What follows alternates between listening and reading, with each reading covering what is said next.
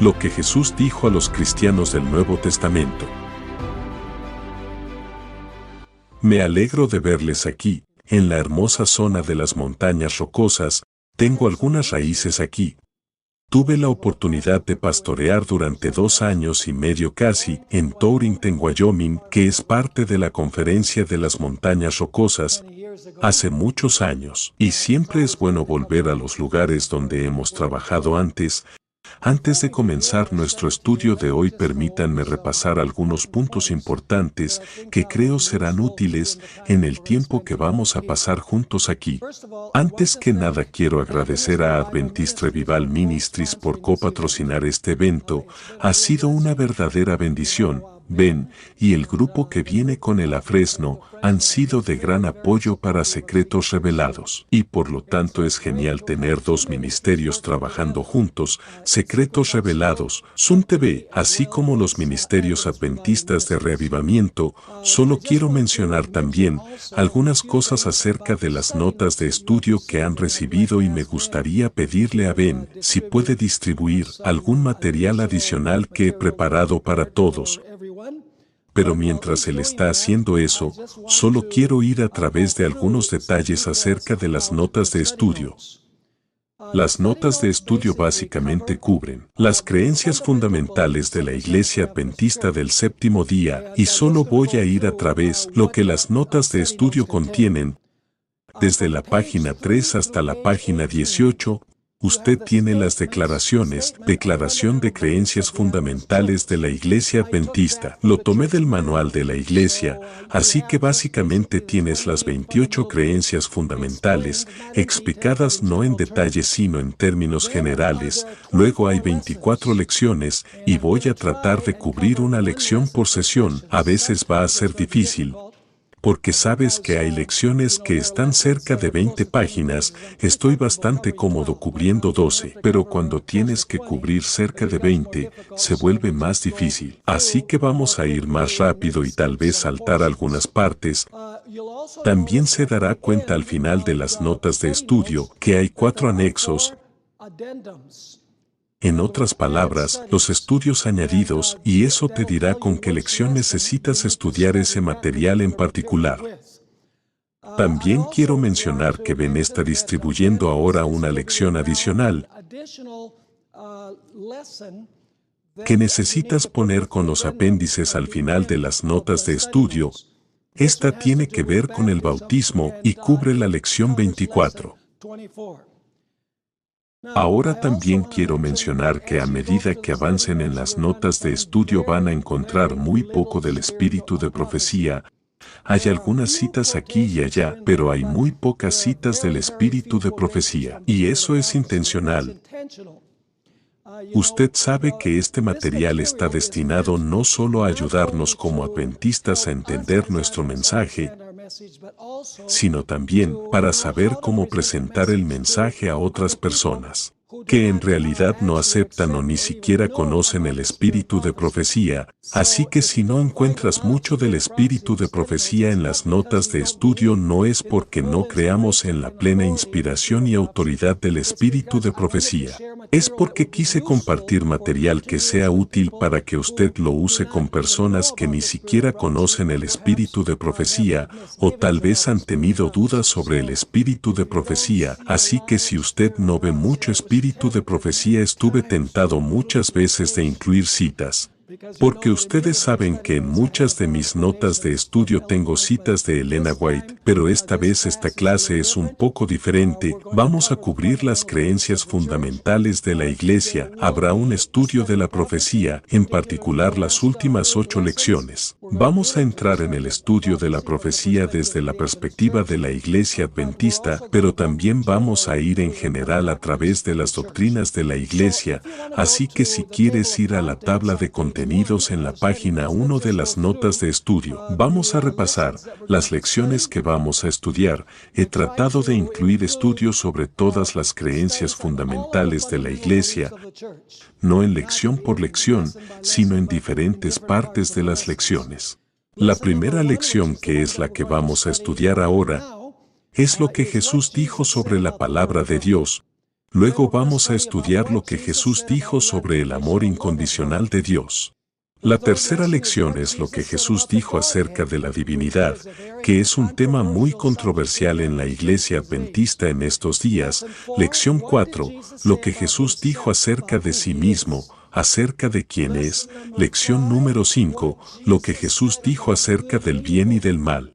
Lección número 6, lo que Jesús dijo sobre el gobierno de la ley, así que vamos a estudiar sobre la ley. Lección número 7, lo que Jesús dijo sobre cómo superar los errores de la vida.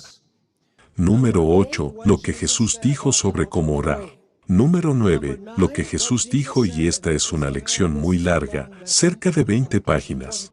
Lo que Jesús dijo sobre el matrimonio, el género, el medio ambiente, las relaciones familiares, el descanso, y añadí una dieta que no está en el índice pero está incluida en la lección.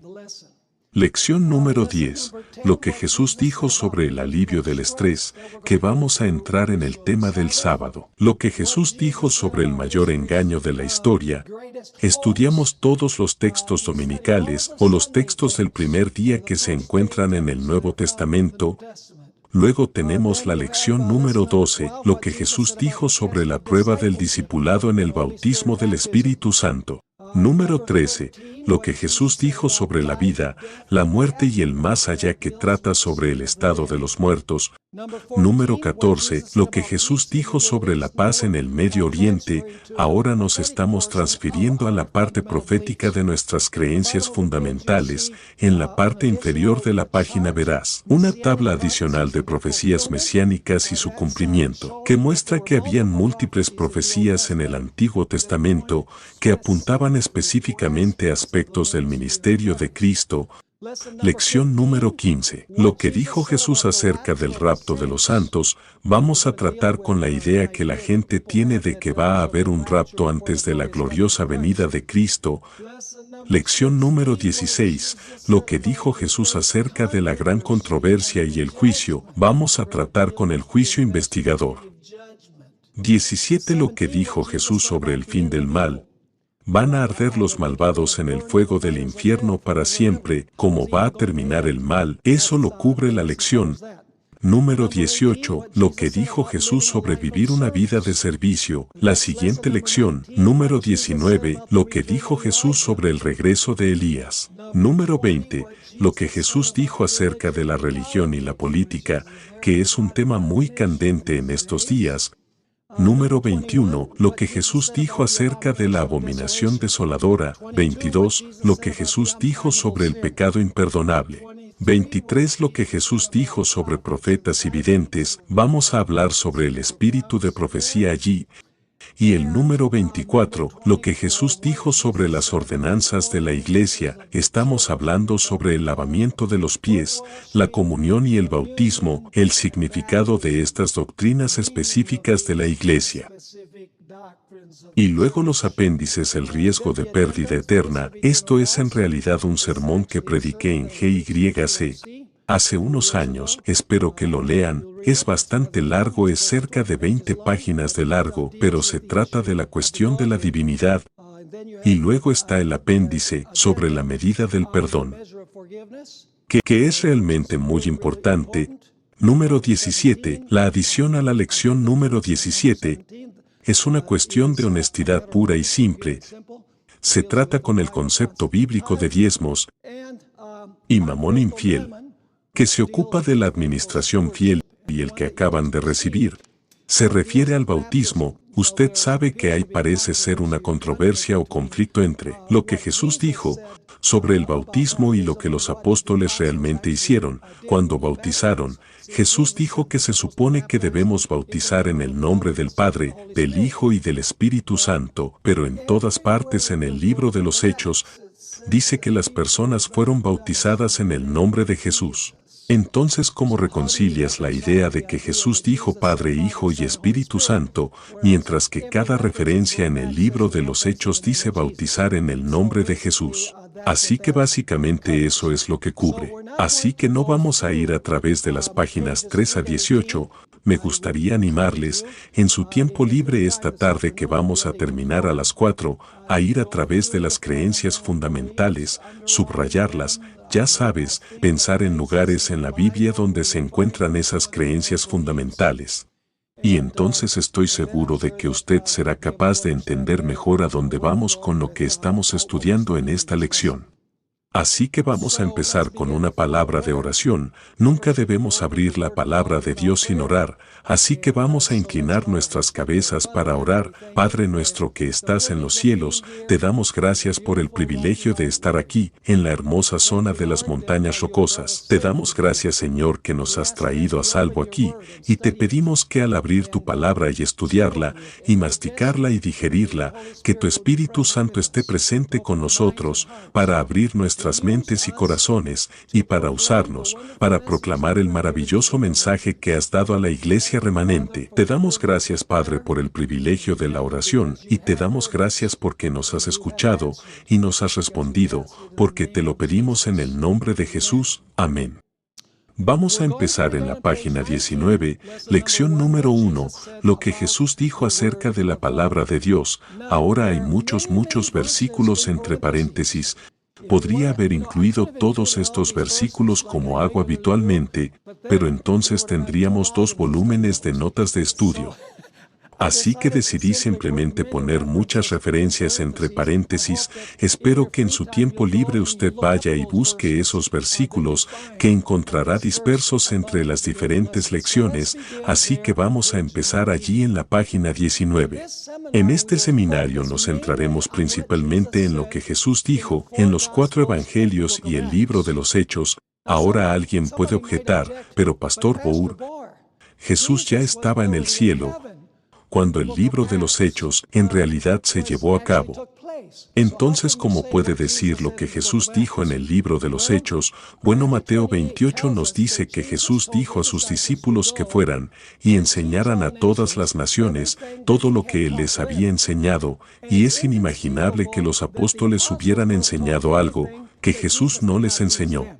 Así que el libro de los Hechos simplemente muestra la implementación por parte de los apóstoles de lo que Jesús les había enseñado. Por cierto, incluso si fuéramos a usar al apóstol Pablo también, Pablo fue al desierto en Arabia, y en realidad pasó 3 años allí siendo enseñado directamente por Jesucristo. Así que lo que Pablo dice es obviamente lo que Jesús le enseñó a Pablo, cuando Pablo fue al desierto de Arabia. Y usted puede encontrar eso en Gálatas capítulo 1, 15 a 17. En esta nuestra primera lección, vamos a estudiar acerca de lo que Jesús tenía que decir acerca de la palabra de Dios. Nuestro Señor destacó el valor de la Biblia en la parábola del tesoro escondido. Ahora voy a leer de Mateo 13:44. Vamos a seguir las notas de estudio muy de cerca. Voy a añadir algunos detalles aquí y allá.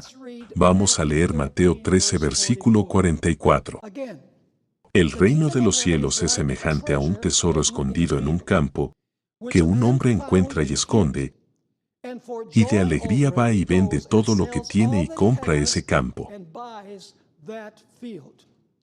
En esta parábola, el campo representa la Biblia, el tesoro escondido representa el Evangelio que está contenido dentro de la Biblia, y la voluntad de vender todo para comprar el campo representa nuestra voluntad de renunciar a todo para encontrar los tesoros de Dios en su santa palabra. El campo de la Biblia contiene los tesoros más preciosos, los tesoros más preciados de la tierra, y sin embargo, estoy seguro de que estará de acuerdo conmigo que la mayoría de esos tesoros permanecen inexplorados. Trágicamente las masas pasan inadvertidamente sobre el lugar donde está enterrado el tesoro y ni siquiera se dan cuenta que el tesoro es de un valor incalculable. El sabio Salomón exclamó que la instrucción de Dios es más preciosa que la plata y el oro. Proverbios capítulo 16 y versículo 16 afirma: mejor es adquirir sabiduría que oro preciado, y adquirir inteligencia vale más que la plata. David añadió, cuando exclamó, la ley de tu boca es mejor para mí que miles de monedas de oro y plata. Así que estas declaraciones sobre el valor incalculable de la sabiduría, por encima de la plata y el oro, nos recuerda que Jesús es representado como la sabiduría de Dios.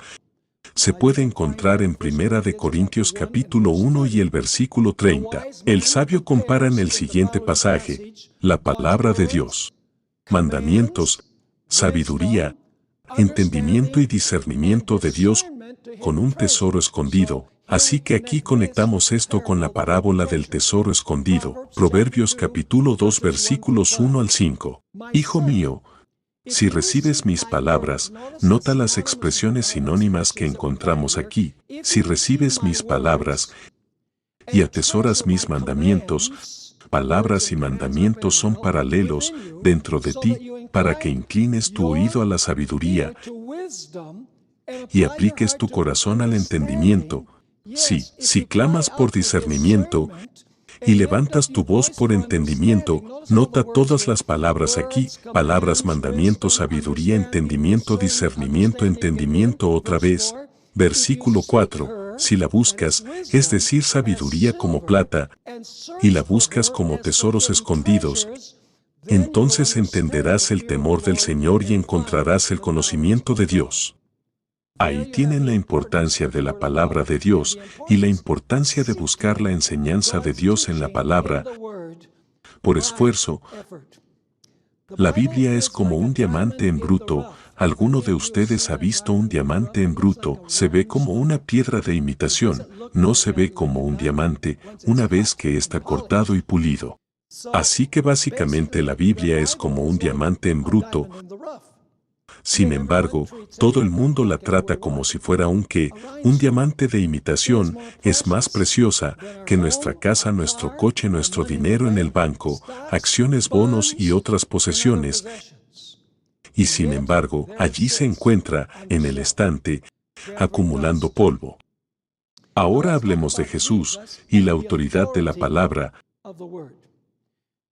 Jesús creía en la total inspiración, autoridad y confiabilidad de las Sagradas Escrituras.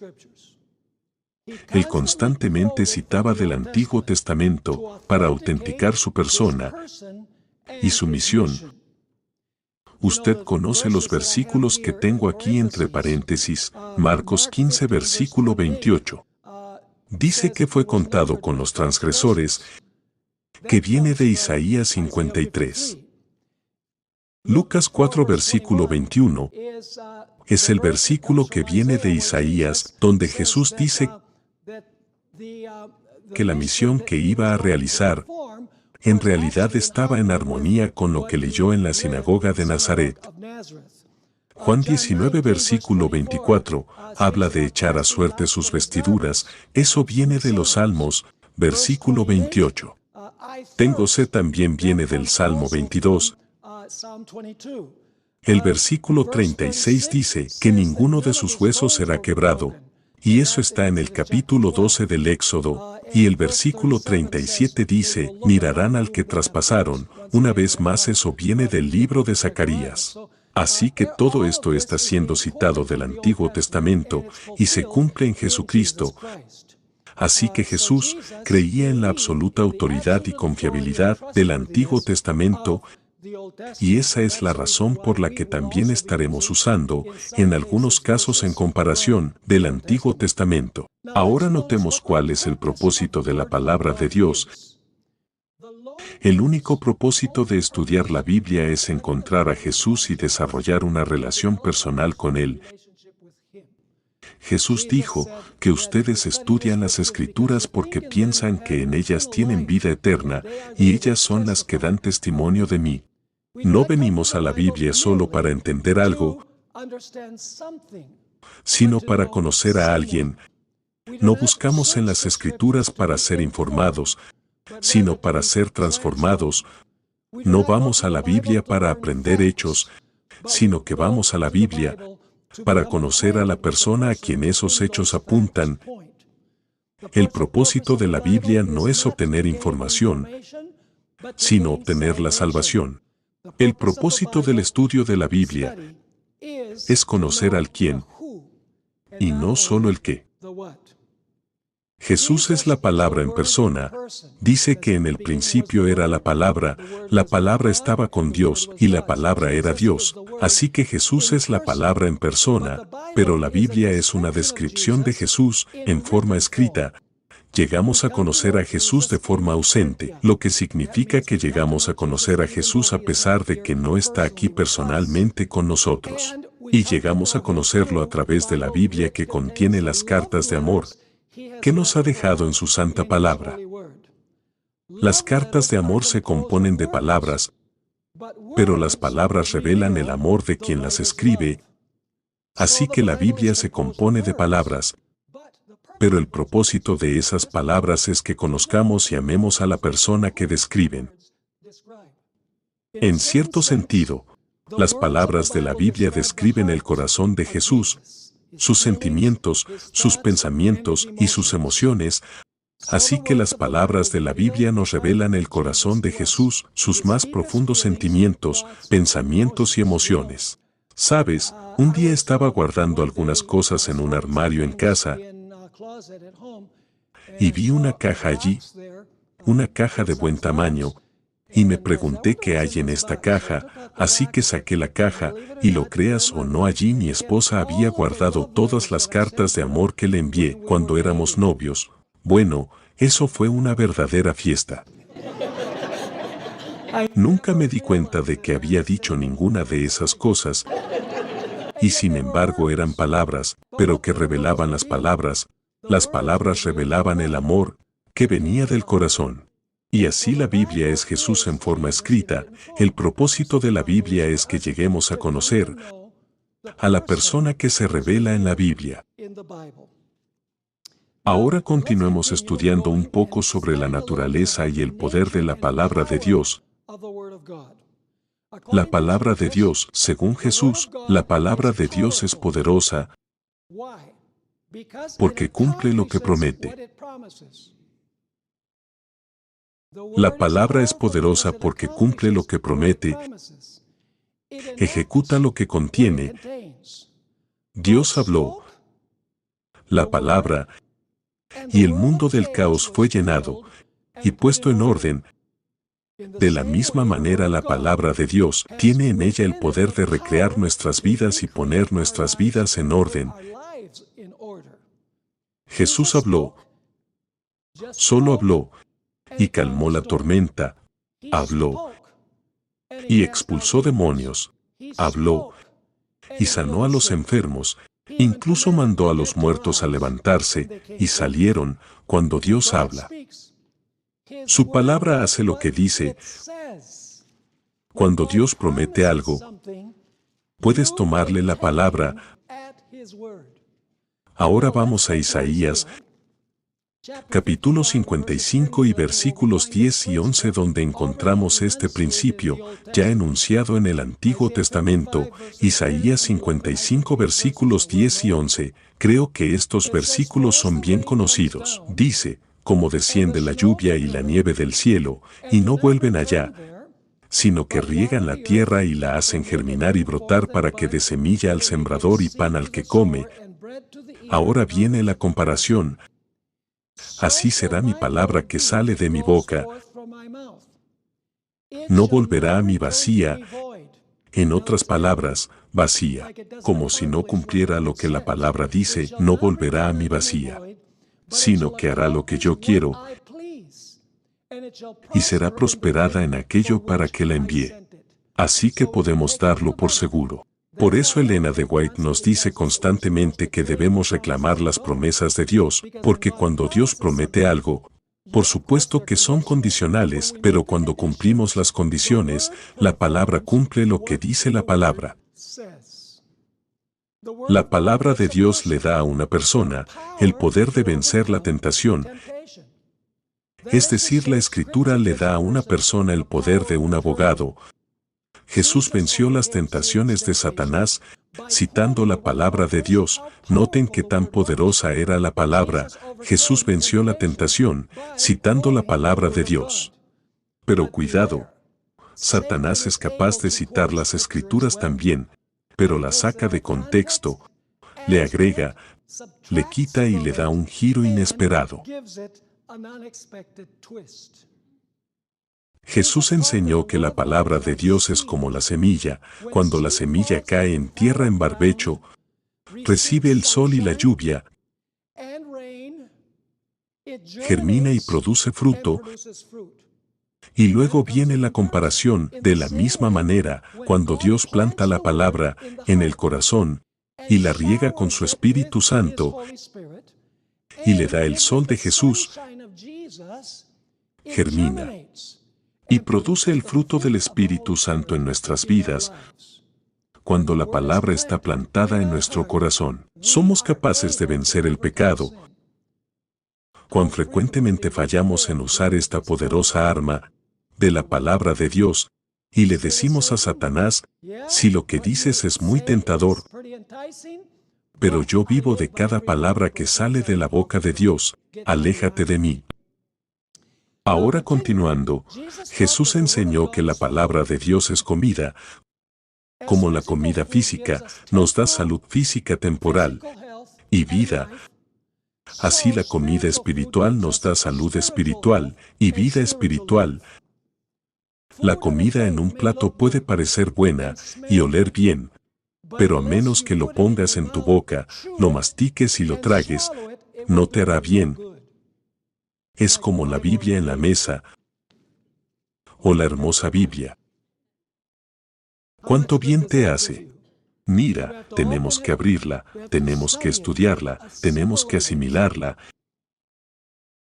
El Salmo 119:103 compara la palabra de Dios con la miel. En el Salmo 34:8 Dios dice: probad y ved que el Señor es bueno.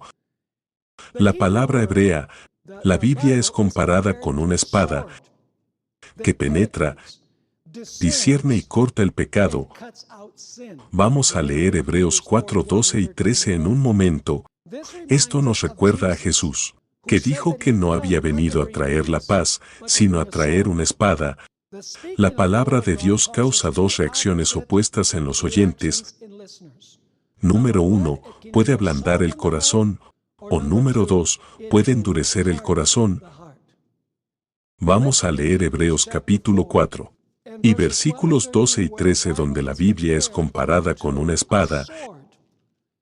Esta es una espada interesante porque es una espada que tiene ojos. Ven, la espada penetra y la espada tiene ojos y busca el pecado, desenmascara el pecado, y luego ofrece cortar el pecado. Hebreos 4 versículos 12 y 13. Porque la palabra de Dios es viva y eficaz, y más cortante que toda espada de dos filos, y penetra hasta partir el alma y el espíritu, es decir, hasta lo más profundo de las coyunturas y de los tuétanos, y discierne los pensamientos y las intenciones del corazón. Mira, cuando leemos la Biblia, estudiamos la Biblia penetra, y ya no estamos escudriñando las Escrituras nos escudriñan a nosotros. Versículo 13.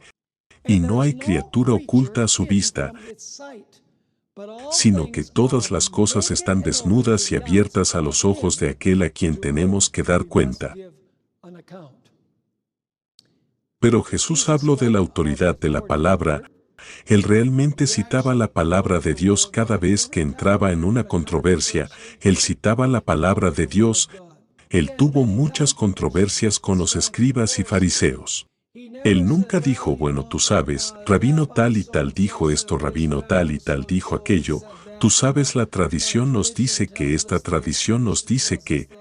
Jesús siempre citaba la Biblia cuando tenía conflictos con los líderes religiosos de su tiempo, y aquí tienes varios ejemplos. ¿Cómo Jesús se enfrentó a la tentación? ¿Qué dijo? Escrito está. Al principio de su ministerio, ¿qué hizo?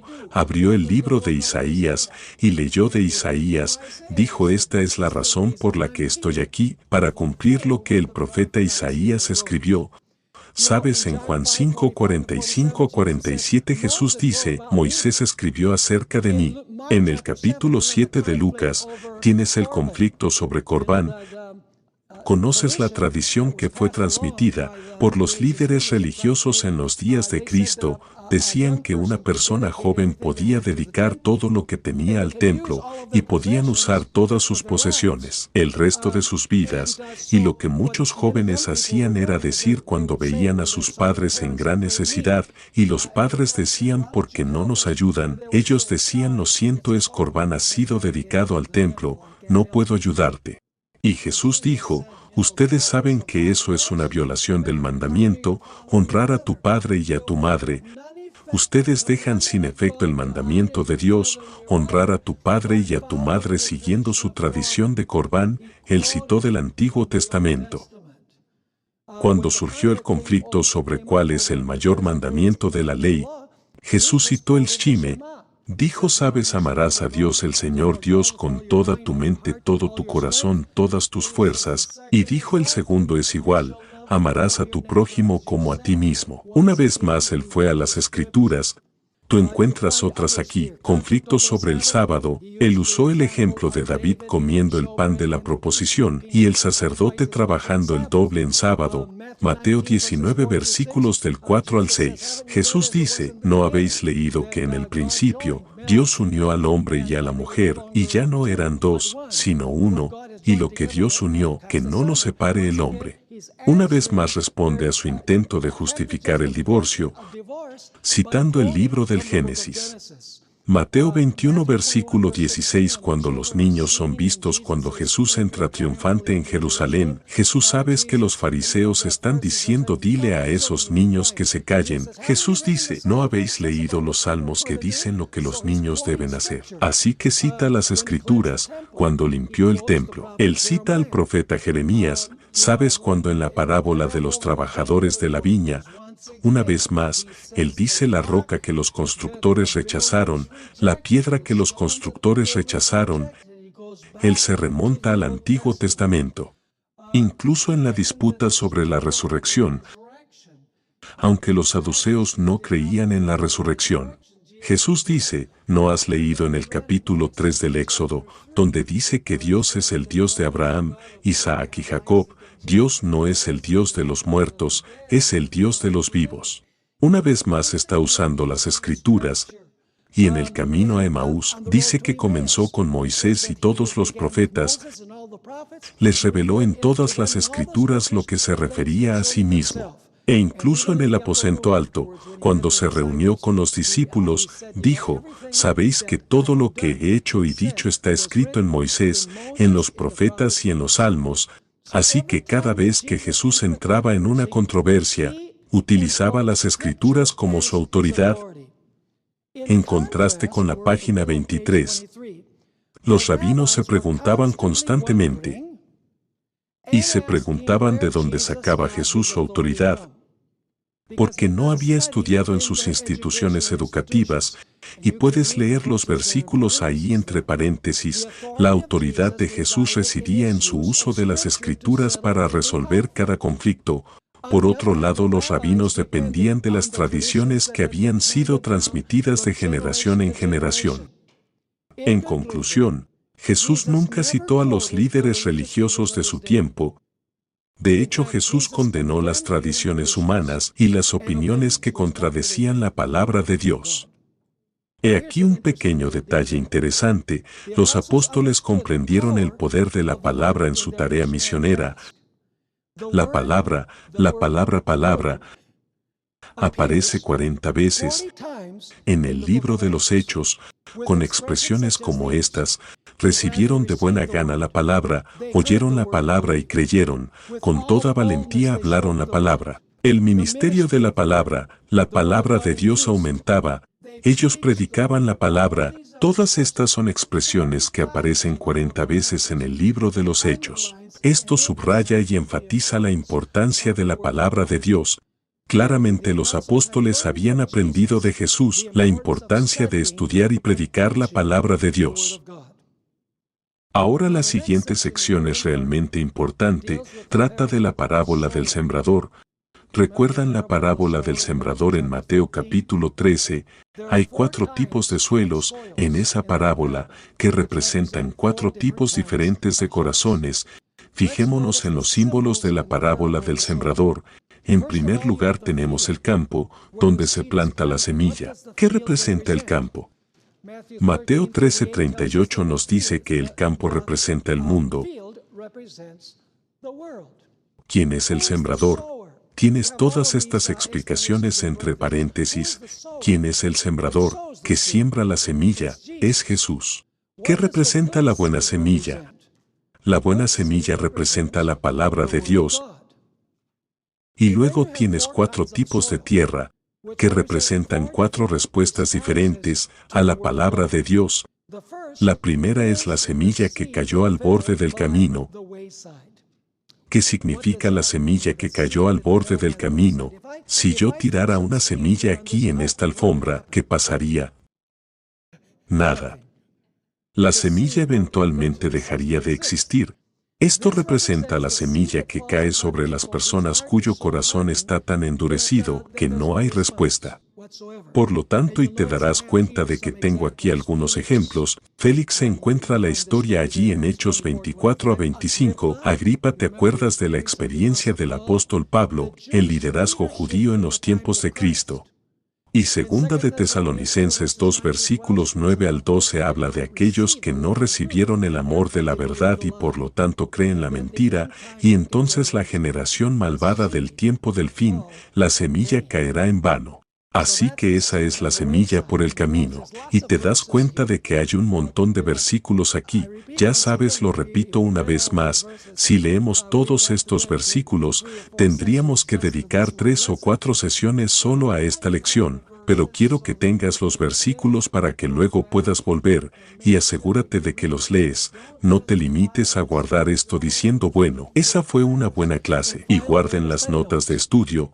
Tomen tiempo para repasarlas y leer todos los versículos. Entonces tienen la semilla que cae en tierra pedregosa. Estos son los creyentes emocionales, estos son los creyentes superficiales. La semilla es plantada, comienza a crecer, pero no hay profundidad de tierra, y por lo tanto cuando el sol cae, lo cual representa cuando vienen las tribulaciones. Las personas que están realmente entusiasmados y emocionados por la verdad se apartan. Esos son los oyentes del terreno pedregoso. Y luego tienes la semilla que cayó entre espinos. Y Jesús explicó lo que esto significa. Significa que los afanes de este mundo, el engaño de las riquezas y los placeres de esta vida matan la semilla para que no pueda germinar, y si germina, mata la planta. Y luego, por supuesto, tienes la semilla que cae en buena tierra, que es una semilla que cae en los corazones que están abiertos a la verdad, que son sinceros, que están buscando la verdad y están dispuestos a obedecer la verdad. Y así Jesús habló de 4 reacciones diferentes a la palabra de Dios. La buena tierra, por supuesto, es, ya sabes, se habla en Gálatas capítulo 5, 22 y 23. Donde se habla de los que tienen el fruto del Espíritu en sus vidas. Jesús dejó muy claro que son los hacedores de la palabra que se salvarán. Ahora aquí está la buena noticia: el suelo del corazón puede ser cambiado. ¿Qué tipo de suelo tenía Saulo de Tarso, por ejemplo? Él era un personaje desagradable. Tú sabes que lees su propia descripción en Hechos capítulo 26. Tú sabes que él realmente mató a muchos cristianos y llevó a muchos cristianos a la cárcel, y sin embargo, ¿qué le sucedió en el camino a Damasco? Se encontró con Jesús y ya no luchó más contra los aguijones. Su corazón fue transformado y se convirtió en el gran apóstol Pablo, y así que tenemos que saber que un corazón duro no tiene que seguir siendo un corazón duro. Un corazón que tiene tierra pedregosa no tiene que seguir siendo así. Un corazón que está plantado entre las espinas no tiene que seguir siendo así. Hay poder en la palabra para cambiar el corazón. Ahora vamos a anotar algunos principios para el estudio de la palabra de Dios, algunos principios para el estudio de la palabra de Dios. Esta es probablemente la sección más importante de esta lección. es que usted sabe qué principios aplicamos cuando estudiamos la palabra de Dios. Debemos venir a la Biblia con el corazón de un niño. Jesús dijo que debemos ser como niños. No está diciendo que debemos ser infantiles, debemos ser como niños. ¿En qué sentido debemos ser como niños? Sabes, si le cuentas a un niño una historia sobre el diluvio, un niño diría, ¿es científicamente posible que el mundo se llenara de agua? ¿O estás hablando de Jesús naciendo de una virgen? ¿Ha ocurrido eso alguna vez? ¿Realmente crees eso? ¿Esa es la forma en que los niños reaccionan cuando les cuentas las historias? No, ellos tienen esa simplicidad, ya sabes, la toman, no cuestionan si es científicamente factible, si se puede hacer o no. Ese es el tipo de fe que Jesús nos dice que debemos tener. De hecho, Elena White tiene una declaración en la que dice que aquellos que tratan de explicar la creación diciendo que el mundo llegó a existir durante millones y millones de años, sí, Dios podría haber intervenido aquí y allá en el proceso. Ella dice que ellos han perdido la simplicidad de la fe. Esa es su expresión, ellos han perdido la simplicidad de la fe. Simplemente viniendo a la Biblia, ustedes saben que es un asunto resuelto conmigo, amigos, que yo creo lo que este libro dice. Incluso cuando parece ilógico, cuando parece científicamente imposible, esto triunfa sobre eso. Está establecido en mi mente y tiene que estar establecido en su mente también. Tenemos que estar absolutamente seguros de que este libro es exacto en lo que enseña. Así que debemos venir a la Biblia con el corazón de un niño que está dispuesto y ansioso por aprender. Debemos dejar de lado todos los prejuicios e ideas preconcebidas y estar dispuestos a ser enseñados.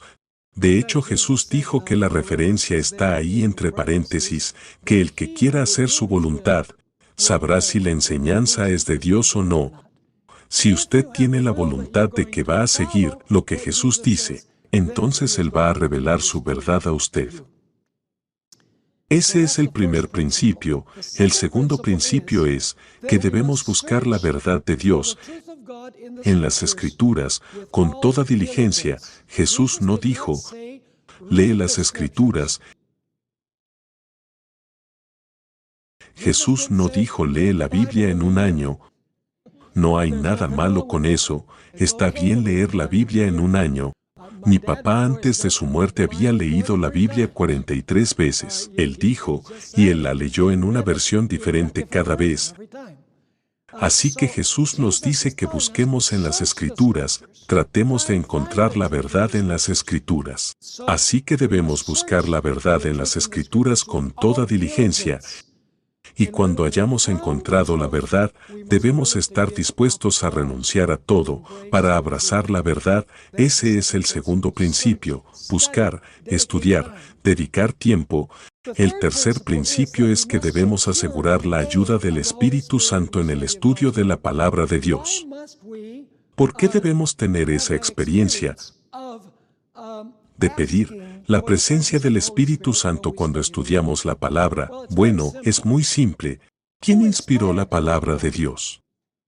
El Espíritu Santo inspiró la palabra de Dios. Entonces, ¿quién es el único que pudo explicar la palabra de Dios? Bueno, tendría que ser el que la escribió, es Él, no el que la escribió, sino el que la inspiró para que los escritores de la Biblia la escribieran. Él sabe muy bien lo que significa cada versículo. Y por esa razón en nuestro estudio de la Biblia debemos pedir la guía del Espíritu Santo. La Biblia fue dada por el Espíritu Santo y solo Él puede explicarla. Las cosas espirituales son discernidas espiritualmente. Eso es 1 Corintios 2 versículo 14. Para ser físicamente fuertes, no solo necesitamos comida, también necesitamos agua, que representa la comida, la palabra de Dios, que representa el agua, el Espíritu Santo, así es. Y puedes encontrar eso en Juan 7, 37 a 39 en 1 de Corintios 12 y versículo 13. El último principio es quizás el más difícil de todos. Ustedes lo saben, venimos a las Escrituras con el corazón de un niño, las escudriñamos con toda diligencia, suplicamos la ayuda del Espíritu Santo, pero entonces viene el último punto, debemos estar dispuestos a qué? Debemos estar dispuestos a obedecer la palabra de Dios. Tan pronto como la escuchamos y la entendemos, debemos obedecer al instante la palabra de Dios. Me recuerda a Samuel, donde dijo, habla Señor, que aquí tu siervo está. En otras palabras, en el momento en que llegamos a entender la verdad, como se encuentra en las Escrituras, en ese mismo momento debemos pedir el poder de Dios para ponerlo en práctica en nuestras vidas. Jesús dijo en Lucas 11 versículo 28, bendito es el que oye la palabra de Dios.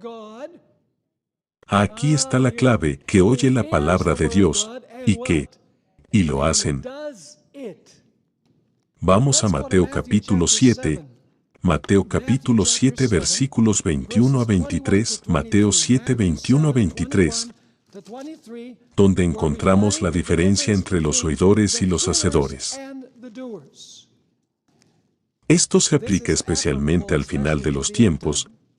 Mateo 7 versículo 21, no todo el que me dice, Señor, Señor, por cierto son estos cristianos que están diciendo esto, dirían Señor a menos que fueran cristianos. No, no todo el que me dice Señor, Señor, entrará en el reino de los cielos, sino el que hace la voluntad de mi Padre que está en los cielos. Y ahora noten el versículo 22, muchos me dirán en ese día, Señor, Señor, ¿no hemos profetizado en tu nombre? Así que fueron estos individuos que profesan ser cristianos.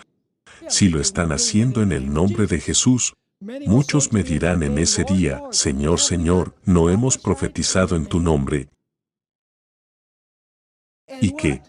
Echar fuera demonios en tu nombre. Y hecho muchas maravillas en tu nombre, realizar milagros.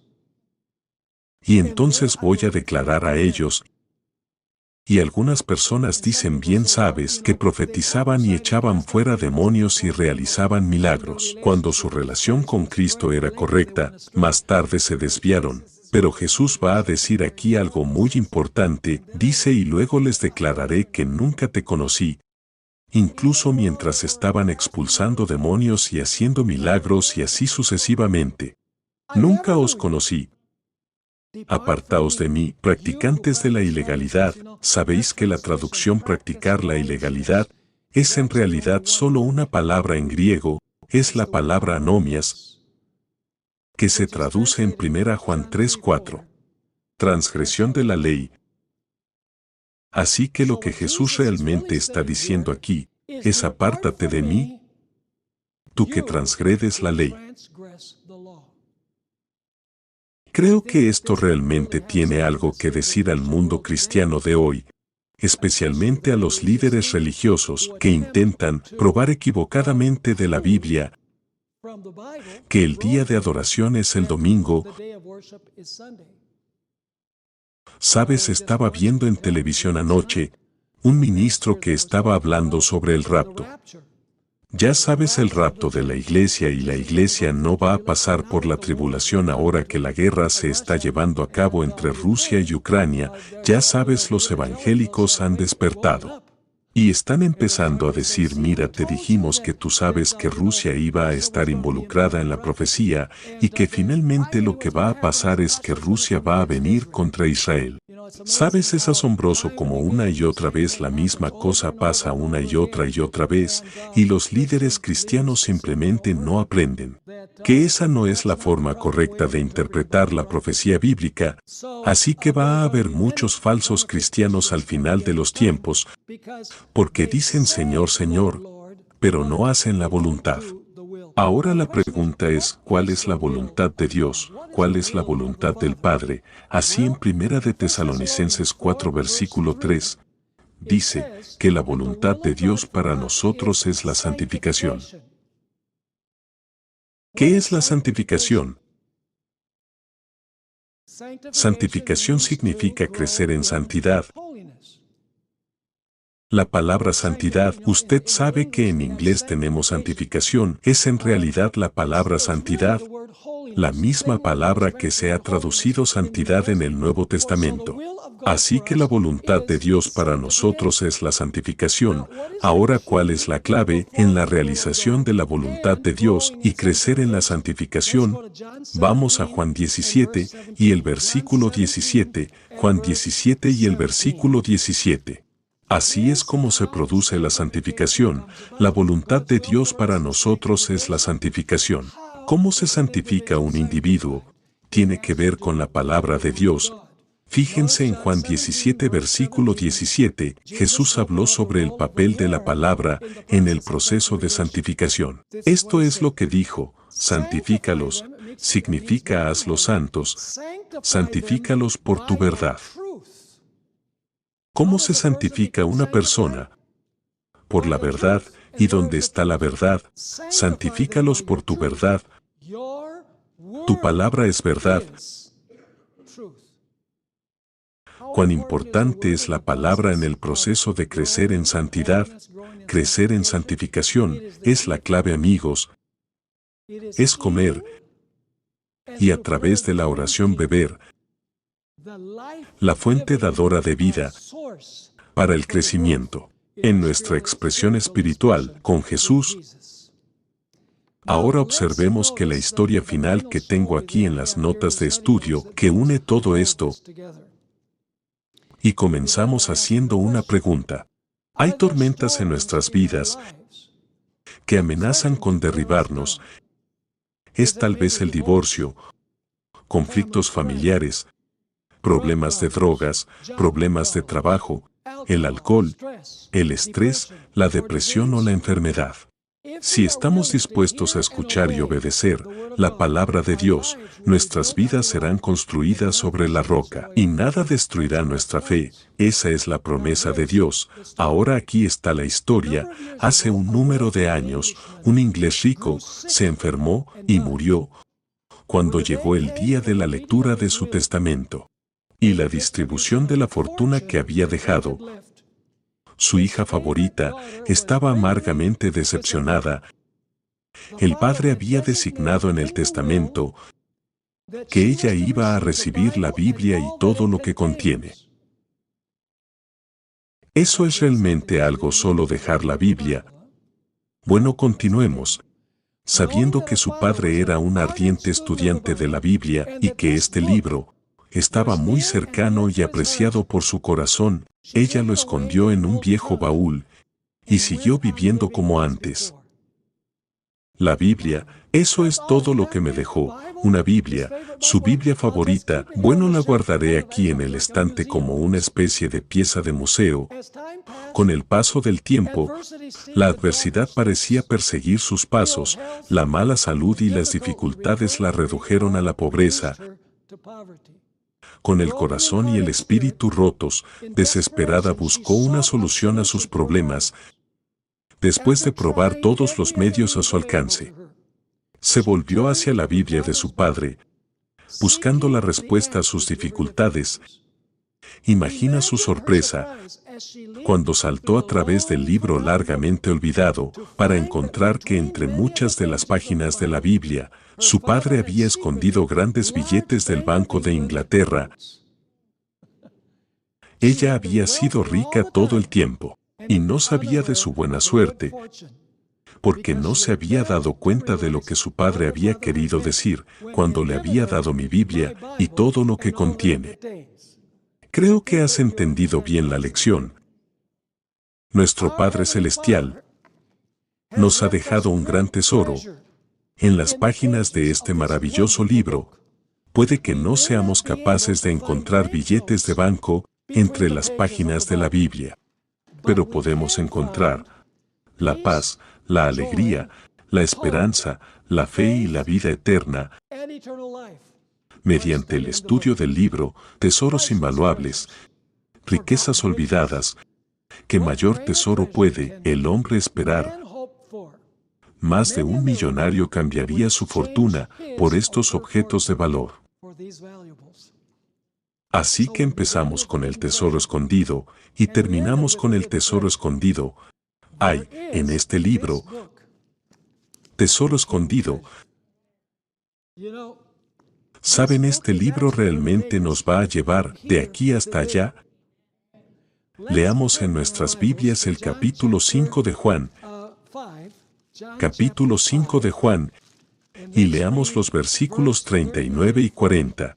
Y luego los versículos 45 a 47, capítulo 5 de Juan, y comenzaremos con el versículo 39. Aquí Jesús está hablando a un grupo de judíos y les dice, ustedes saben que están escudriñando las Escrituras, y observen lo que estaban buscando en las Escrituras, dice allí en el versículo 39. Ustedes escudriñan las Escrituras, porque en ellas piensan que tienen vida eterna. Entonces, porque estaban estudiando las Escrituras, porque pensaban que estudiando las Escrituras podrían recibir vida eterna, pero que estaban rechazando el centro de las Escrituras, Jesús. Así que estaban estudiando las Escrituras sin Jesús. ¿Tenemos el peligro de estudiar las Escrituras sin Jesús? Yo creo que sí. Ustedes escudriñan las Escrituras porque en ellas piensan que tienen vida eterna y estas son las que dan testimonio de mí. Y luego dice en el versículo 40, pero ustedes no quieren venir a mí para que tengan vida. Sí, estás estudiando la Biblia, pero sin discernimiento, sin encontrar el tesoro. Sin encontrarme, Jesús está diciendo, así que una vez más el propósito del estudio de la Biblia es encontrar a la persona de la Biblia. El propósito es formar una relación personal íntima con Jesucristo. No es meramente información. La información es importante, no es meramente información. Es transformación a través del poder de Jesucristo. Y luego vayamos al versículo 45 al 47. No crean que Jesús dice que yo los acusaré ante el Padre. Hay uno que los acusa, Moisés, en quien ustedes confían, en quienes confían en Moisés, pero Moisés es su acusador. ¿Por qué? Versículo 46. Porque si creéis a Moisés, eso es lo que Moisés escribió, ¿me creeríais a mí? Porque él escribió sobre mí. Pero si no creéis en sus escritos, ¿cómo vais a creer en mis palabras? Así que el aspecto importante de esta lección en particular, hemos estudiado muchos detalles diferentes, tomando una perspectiva general.